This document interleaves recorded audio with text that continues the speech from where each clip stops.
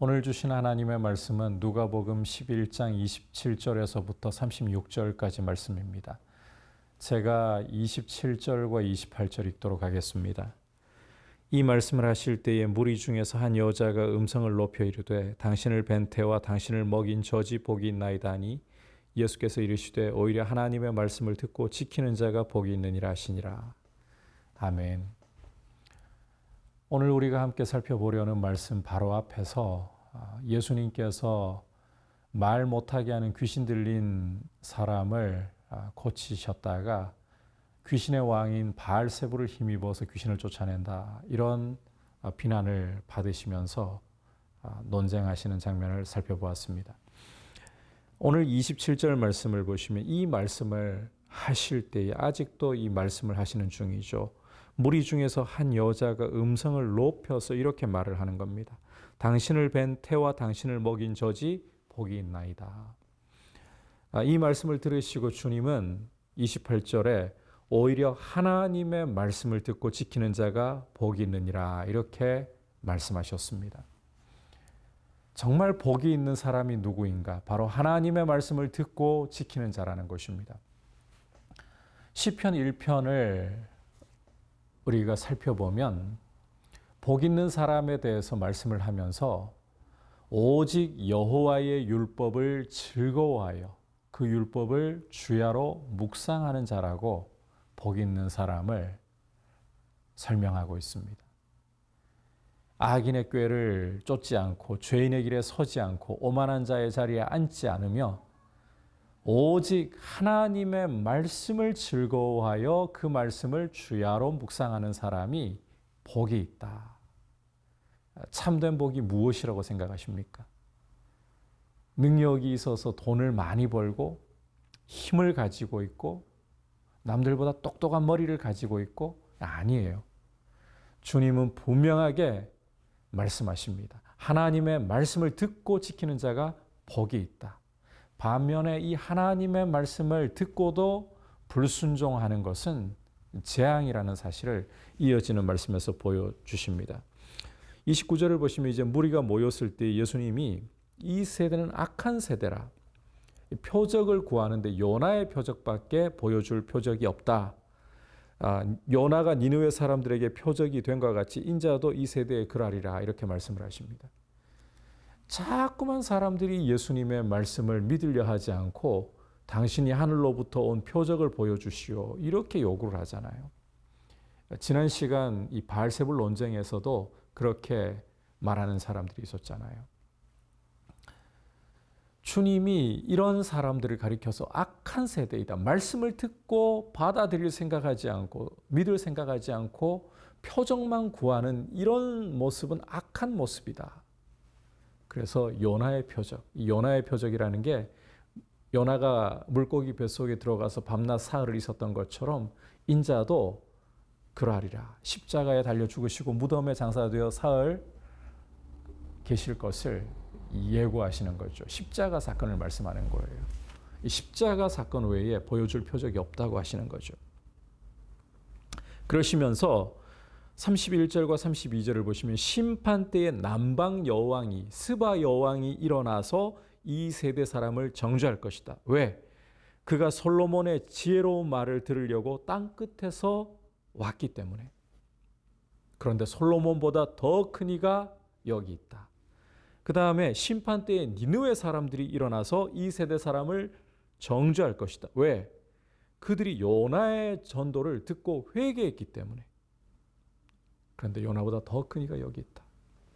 자, 니느웨 사람들은 요나가 전하는 하나님의 말씀을 듣고 회개했어요.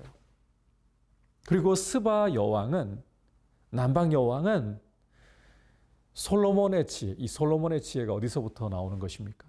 하나님께로부터 온 것이잖아요. 하나님께로부터 온 솔로몬의 지혜를 듣기 위해 왔다.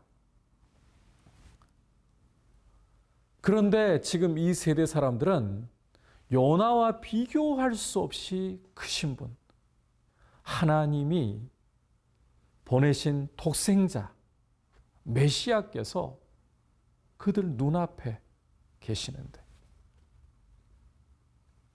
듣지 않아요. 믿지 않아요. 니느웨 사람들은 요나의 말을 듣고 회개했는데 요나보다 훨씬 크신 분이, 비교할 수 없이 크신 분이 오셔서 말씀을 전하시는데 듣지 않아요. 믿지 않아요. 스바의 여왕은 솔로몬을 통해서 나타나는 하나님의 지혜를 들으려고 땅 끝에서부터 왔는데 지금 솔로몬보다도 비교할 수 없이 크신 하나님의 아들이 오셨는데 듣지 않아요. 믿지 않아요.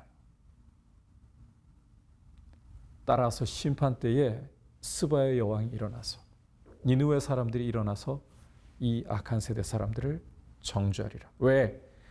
하나님의 아들이 직접 오셔서 직접 하나님의 말씀을 하고 계시는데 그 말씀을 듣지 않고 거부하고 있으니까. 하늘로부터 온 표적이나 요구하고 있으니까. 그만큼 말씀을 듣는 것은, 그리고 순종하는 것은 축복이 돼. 반대로 말씀을 거부하는 것이야말로 큰 재앙이고 심판 때에 피할 길 없는 일이다.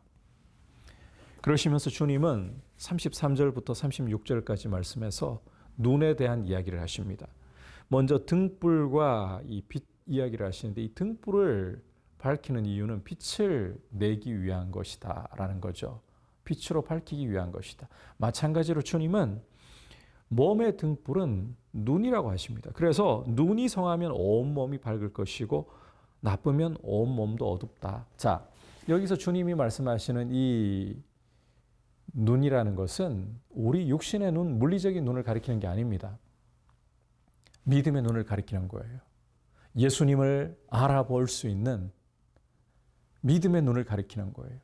이 믿음의 눈이 밝아서 주님이 말씀하실 때 그 말씀을 받아들일 수 있다면 온 몸이, 인생이 전체가 말씀의 빛 가운데 밝을 것이고, 이 믿음의 눈이 죄로 가려져서, 완악함으로 가려져서 주님을 알지 못하고 주님의 말씀을 거부한다면 인생 전체가 어둡다는 거죠. 그러므로 주님은 내 속에 있는 빛이 어둡지 아니한가 살펴보라. 우리의 이 믿음의 눈이 어떠한가를 살펴야 합니다. 믿음의 눈이 밝아서 주님의 말씀을 듣고 순종할 수 있는 모습이 되어야 하는 것입니다.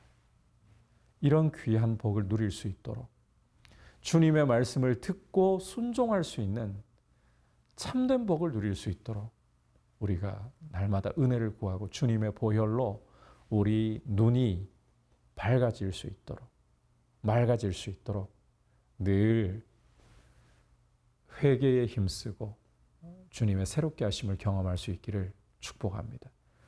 기억하십시오. 하나님의 말씀을 듣고 순종하는 것이 진정한 복입니다. 이제 말씀을 생각하면서 함께 기도하겠습니다. 주님, 말씀을 듣고 순종하는 것을 참된 복으로 여기고